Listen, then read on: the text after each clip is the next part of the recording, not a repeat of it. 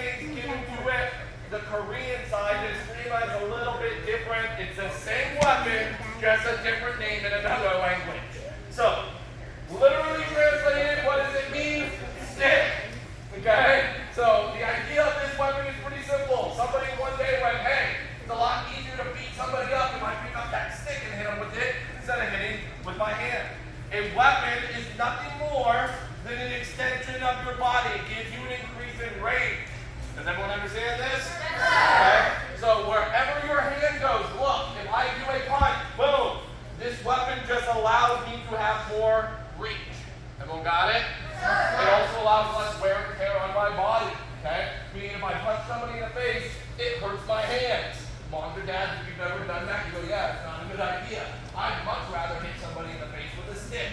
Okay? So, at the end of the day, this is really important. Family and friends, I'm a stickler on this. Okay? Even though these things are combative weapons, with them, they're designed for that. They will still provide some sort of sting. Okay? There's got to be a penalty for getting hit, right? I don't want to see you guys doing that stuff. Does everyone understand? Okay? You treat the weapon as if it was a weapon. Now, there's going to be some times when I'm giving examples or stuff like that, okay, where I'm going to do, I'm doing that for demonstration purposes. But this is, family and friends, not an excuse for them to go home and beat up your little brother because this thing is like, oh, well, we can hit each other with it. That's not what this is meant for. Okay? Family and friends, ultimately, you pay for it. Okay? So if you feel like this is the best correction device at home now, I can't argue with it. Okay? The nice part about this is you can just tee off on somebody and there's pretty much nothing going to happen. Okay? Makes a lot of cool noise. Nothing's going to get broken. But I will say getting hit in the face without a face mask on with one of these is not fun. Let me demonstrate. No, I'm just kidding. Alright? So we're not going to go around just hitting each other. That is a fast track to me taking your weapon away. Does everyone understand? Yes. You have to treat this as if this was a real wood eskrima or bongongi. So for example, if you're sitting there and you're going like this, okay, I'm going to say, all right, I'm going to go grab a wood one and have you do the same thing. You wouldn't do it. Out of my hand, so don't do it to yourself and don't train that way. Family and friends, students, on this level of weapon, not such a big deal. Because like a wood stick, okay, that's going to hurt, it's going to leave a bruise or a welt or something like that. But once you guys get into the black belt material and you start doing swords or some of that stuff and you treat that weapon the same way as a practice weapon and you grab a real one day, the way you train is the way you're going to act, and you may accidentally one day throw that and you have a real blade in your hand. You're going to have a very bad day. Okay, so treat the weapon as if it was a real weapon. Does everyone understand? Yes. Do not horse around during setup going over there hitting each other. The only time this weapon may contact someone else is when we give you a drill in which we say it's okay or you're actively sparring with it. Other than that, this weapon doesn't hit anybody else.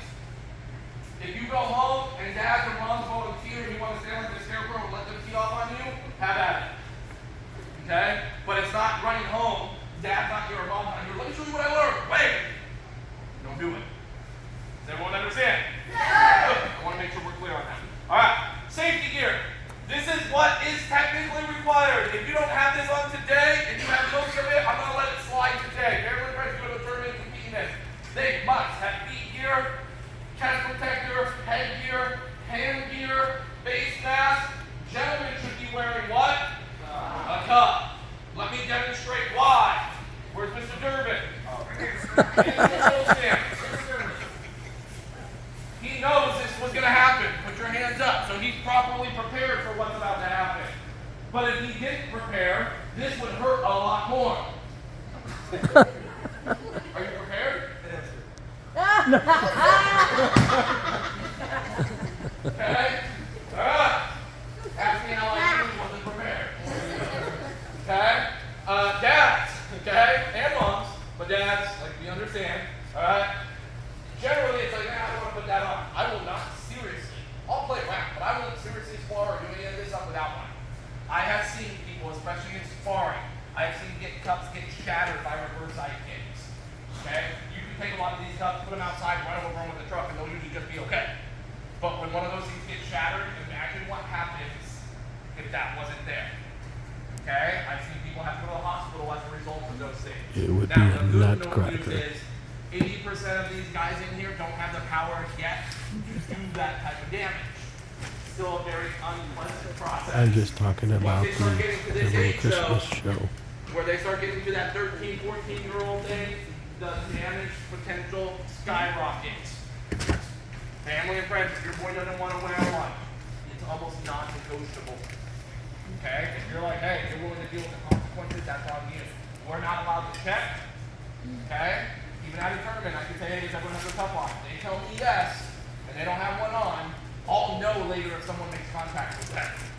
I know. I've been doing this a long time. It's very clear the difference. Because when you have one on, it still hurts, but it doesn't hurt the same way. Okay? Usually in those cases, I just grab the crying kid, drag him off the side, they're on the floor, drag him off the side, take him to the parent, and be like, you deal with it. Because I got to run that ring. It can be cold, but there's rules for a reason. Everyone got it? Yeah. Okay, so you should have one on, gentlemen. All right? Because this will happen. And one of those will wake you up pretty quick. Everyone got it? All right. Mouthpieces are required as well. Okay? And yes, even foot gear. That is required. All right, good. So we're going to get going here now that you guys understand the safety equipment. If you're missing, also there's different types of hand gear. Okay? We have the stand up real quick, show everyone. For those that are going to seriously compete in this is a preferred choice. It allows better control of the weapon and manipulation of the weapon. It's easier to deal with. These are only allowed to be used during this type of sparring. If you go to do regular sparring, you got to go back to the traditional hand gear. Okay? All right, perfect. So we get rock and rolling here. There are 9 lines of attack. How many lines? 9. How many lines? 9. You will use all of them except for maybe one. Okay? Within those 9 lines, there are 3 different heights. So technically, there's about 27 different ways of doing this. Everyone understand? We're going to cover that in a second, but right now we're going to review the 9 lines. Raise your hand if you know the 9 lines of attack already. Raise your hand if you don't. Raise your hand if you're not going to raise your hand. Wonderful. Everyone stand up. Let's do this. Go back down. That was way too slow. You got to be faster and louder. Stand up. All right. Everyone ready? Everyone should be standing at attention on their set point. The proper way to hold an eskrima or a bongongi while you're standing at attention is this. Right hand up, left hand up, right hand. The weapon goes underneath your armpit. There's now a little hoop here, a circle. My hand goes underneath, and I grab my wrist, and I hold just like this. This is how we know that the weapon's not going to hit anybody. I have control of the weapon. We call this key grip or key lock position. It is an actual tool to be used later on, but we're not going to cover any of that today. That's a little bit more into some of the more practical part of the weapons. Okay? So one more time, and we'll go like this. Family and friends, kids always do this wrong, so we want to work on this, because this is how I expect you guys to be holding the weapon when I'm talking. Underneath the armpit. Good. You guys see that big circle? Take your other hand, put it up, and through that circle, grab your wrist and just relax. With the hand gear on, this can be a little bit difficult. You'll start getting used to it. This is how I want you guys standing when I'm talking. Everyone got it? Perfect. I want the back row to take one big step back to that. Almost the end there. Perfect. Good. I want the front row to scoot back towards this first attack, right on the black and gray line. Scoot forward. Go, front row. Excellent. Next to the last row, the second last row here. So you guys are going to take a quarter step back. Say quarter, sir. Quarter, sir. Excellent. Next front row right here. Row number 2. You guys are going to step quarter, quarter. Say quarter, sir. Quarter, sir. Perfect. What I want everyone to do, raise your hand if you're a lefty. Get out. Okay, I'm kidding. Whatever hand you are dominant, meaning if you're a lefty, you should be doing this with your left hand. Yes, you guys have my permission right now, because you're going to be fighting that way. If you're a righty, your right hand. So if you are a righty, I want you to step forward with your right leg, put the weapon in front of you, your other hand right here. If you're lefty, your left leg will be in front. Everyone got it? Yes. You have the other hand. Why did you put that on? Why are you wasting my time? You don't know? You gotta run. Super fast. All right. Good. Everyone go back. Let's try that one more time now. So we're going to go from keeper position. It's going to look like something like this. I'm going to step forward with my dominant side. Ready position. I'm going to go here. I didn't say go. You gotta wait till I say go. Ready? And go. Woo, I love it. It's like my own little miniature army. This gets me excited. All right, let's go back. Let's do it again. We got to be faster and louder than that. Ready? This is like my dreams. Ready? Go! Are you a lefty? Okay, cool. That's it. I get you. I feel you. All right, everyone go back. One last time. Let's be louder and faster than that. Ready? Go! Excellent. Good. From here, what I want everyone to do is go back to keeper position. Say yes, sir. Sir. Right now, everyone's going to pretend like they are a righty. So even if you're a lefty, you're going to put it in your right hand. We're going to do both sides. So everybody understands what's happening. Got it? All right, here we go. Ready? Righties only right now, which is everybody's a righty. Step forward with your right leg, ready position. Go! From here, everyone lift the screamer up to your right side. Line one is going to be coming down at an angle this direction. Okay? So I want you to think like when we have our uniforms on, the collar is going to follow that path. So right now, I want everyone slowly to go like this. And we'll go here, say one, sir. One, sir. It's going to finish all the way down here by my left hip.